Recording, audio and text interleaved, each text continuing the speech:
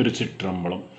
இன்றைக்கி இருக்க கேள்வி என்ன அப்படின்னா, சைவ சமயத்தில் மும்மூர்த்திகள் அப்படின்னு சொல்லப்படுபவர்கள் யார்? அவர்களுடைய நிலை என்ன?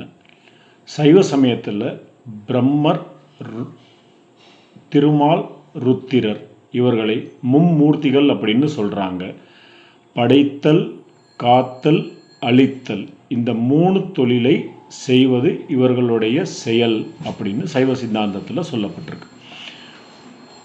முக்குணங்களாகிய சாத்துவம், ராசதம், தாமதம் இந்த 3ல் ஒவ்வொரு குணத்தோடும் மும்மூர்த்திகளில் ஒவ்வொருவரையும் தொடர்படுத்தி கூறுதலும் உண்டு.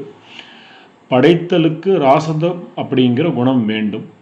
அதனால் படைப்பு கடவுளாகிய பிரம்மர் ராசத குணம் உடையவராக நின்று தன் தொழிலை செய்வார். சத்துவ குணம் அப்படிங்கிறது காத்தல் தொழிலை செய்ததற்கு வேண்டப்படுவது.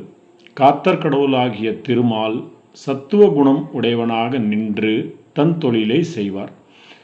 பொருள்களிடத்தில் அழிவை உண்டு பண்ணுவதற்கு தாமச குணம் வேண்டப்படும்.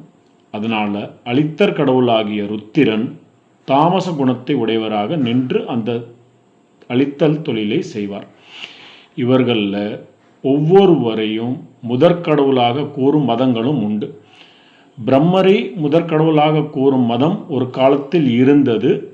இப்போ இந்த காலத்தில் அது வழக்கொழிந்து போயிற்று. திருமால் அல்லது மாயோனை முதல் கடவுளாக கூறும் மதம் வைணவம் அப்படின்னு சொல்லப்படுது. ருத்திரனை முதற்கடவுளாக கூறும் மதம் பாசுபதம் அப்படின்னு சொல்லப்படுது. இந்த கடவுளரை அதிகார மூர்த்திகள் அப்படின்னு சைவ சித்தாந்தம் சொல்லுது.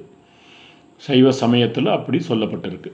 இவர்கள் அரசன் ஏவல் வழி நின்று தொழில் செய்யும் அமைச்சர்கள், படைத்தலைவர்கள் முதலியோர் போல முதற்கடவுளாகிய சிவபெருமானின் ஆணை வழி நின்று அந்த தொழிலை தம் தம் எல்லை அளவில் செய்து வருகிறாங்க.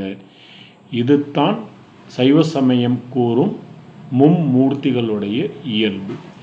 திருச்சிற்றம்பலம். அடுத்த பதிவில் அடுத்த கேள்வியோடு சந்திப்போம், சிந்திப்போம்.